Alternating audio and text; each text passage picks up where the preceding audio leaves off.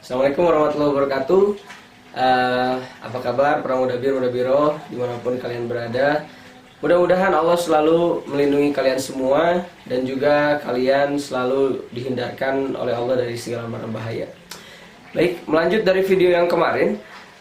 Kemarin kita sudah membahas tentang pengertian dari interpreting dan juga translating ya. Yang seperti yang sudah kalian ketahui bahwasannya interpreting itu adalah salah satu cara untuk merubah satu bahasa ke bahasa yang lain dengan dikemukakan secara lisan atau secara langsung. Nah, perbedaannya dengan dengan translator atau translating adalah media media pemaparannya itu melalui tulisan. Nah, kali ini saya akan mencoba membahas lebih jauh terhadap masalah interpretingnya, karena memang yang akan kita bahas dalam pembelajaran kita selama kurang lebih 1 minggu ini adalah tentang interpreting. Nanti juga kalian sudah kita bagikan tadi pagi, sudah kita bagikan silabusnya. Kalian bisa lebih mempelajari dan juga kalian bisa mengetahui tujuan dari pembelajaran selama 1 minggu itu adalah seperti apa. Nah, terlebih khusus pada hari ini, di hari Rabu ini kita akan membahas tentang macam-macam interpreting. Yang pertama adalah yang disebut dengan business interpreting.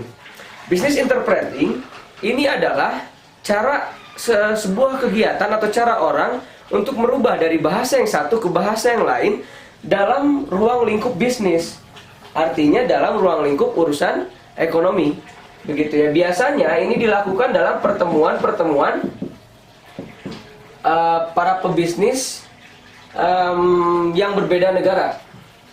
Berbeda warga negara lah gitu ya, warga negara.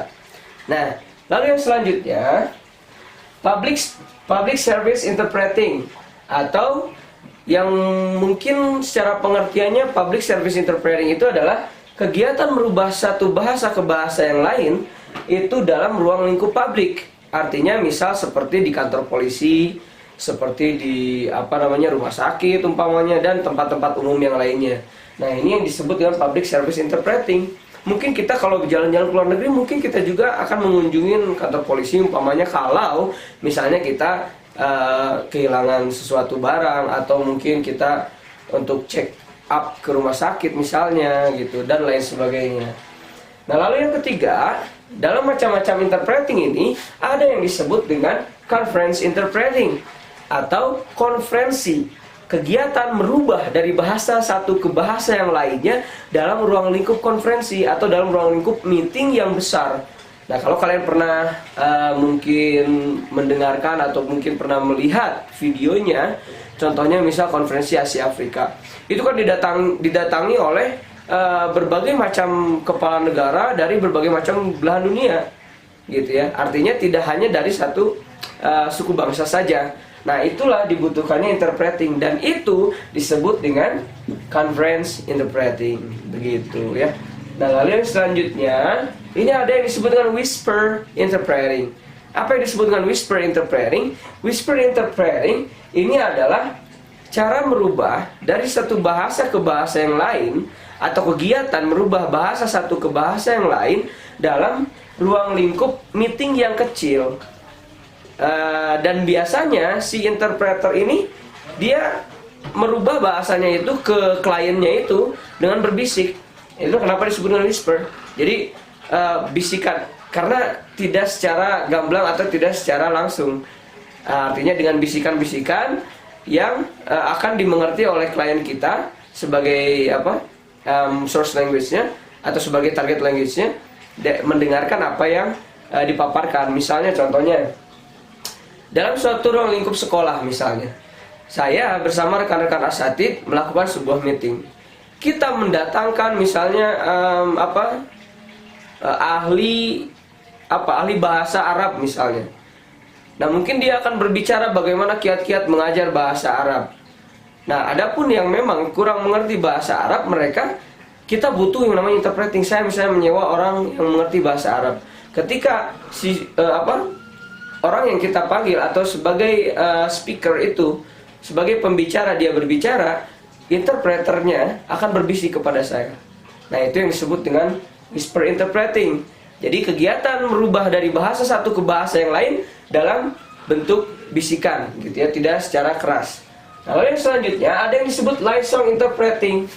Nah, liaison interpreting ini juga yang sudah saya jelaskan kemarin, yang sudah saya kasih contoh lah. Itu kemarin saya kasih contoh tentang tour guide ya. Nah, itulah tour guide itu disebut liaison interpreting begitu. Jadi kalau kita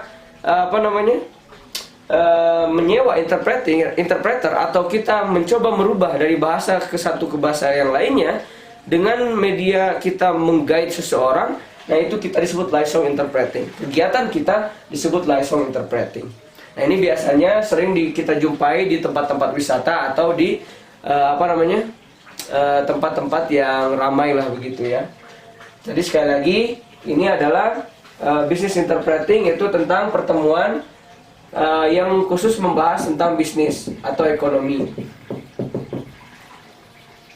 Nah, lalu yang selanjutnya public service interpreting itu adalah kegiatan interpreting yang dilakukan di muka umum atau di tempat umum. Seperti ini ya.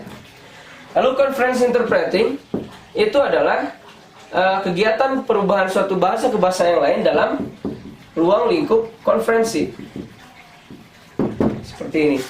Lalu yang selanjutnya ada whisper interpreting, itu juga dalam ruang lingkup meeting, tapi bedanya si interpreternya itu melakukan perubahan bahasanya itu dengan cara berbisik.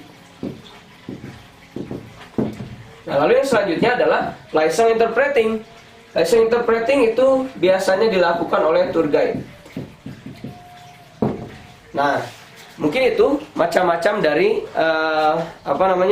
macam-macam interpreting yang akan yang setelah saya perkenalkan kepada kalian, gitu ya. Business, public service, conference, whisper, and liaison interpreting. Nah, ini semua sengaja saya berbicara menggunakan bahasa Indonesia karena kita itu berharap kepada orang yang memiliki basic Arab juga basic Inggris, mereka mampu mengerti apa yang disebut dengan interpreting. Meskipun bahasanya adalah bahasa Inggris gitu ya yang digunakan, karena memang saya ada basicnya Inggris. Jadi namun ini bisa digunakan atau dilakukan dalam dua bahasa berbeda tersebut. Nanti tugasnya setelah saya beri tugas kemarin tentang bagaimana kalian membuat video tentang kalian membuat video ya durasinya terserah tentang tentang perbedaan antara interpreting dan juga translating menggunakan bahasa sesuai basic kalian. Kalau kalian dikelaskan di Arab ya berarti kalian juga menggunakannya bahasa Arab. Kalau kalian dikelaskan di Inggris berarti kalian juga menggunakan bahasa Inggris. Nah, itu memang baru beberapa saja yang sudah mengirimkan, yang lainnya belum. Nah, ditunggu sampai hari ini. Jadi tugas hari ini cuma cukup satu saja. Kalian yang pertama itu menyelesaikan video yang tugas yang kemarin ya. Lalu yang kedua, kalian tugasnya adalah kalian cari di YouTube contoh-contoh dari interpreting ini, gitu ya. Kalian cari contoh-contohnya seperti apa. Nah, lalu kalian pelajari, kalian amati. Setelah kalian rasa ini yang saya rasa cocok, gitu ya. Lalu kalian copy linknya dan pastikan di Google Classroom. Atau kalian bisa juga pastikan linknya di grup WA yang sudah kita buat, di grup WA The Wings Generation ya. Nah, itu saya kira tugas untuk hari ini, hari Rabu tanggal berapa sekarang?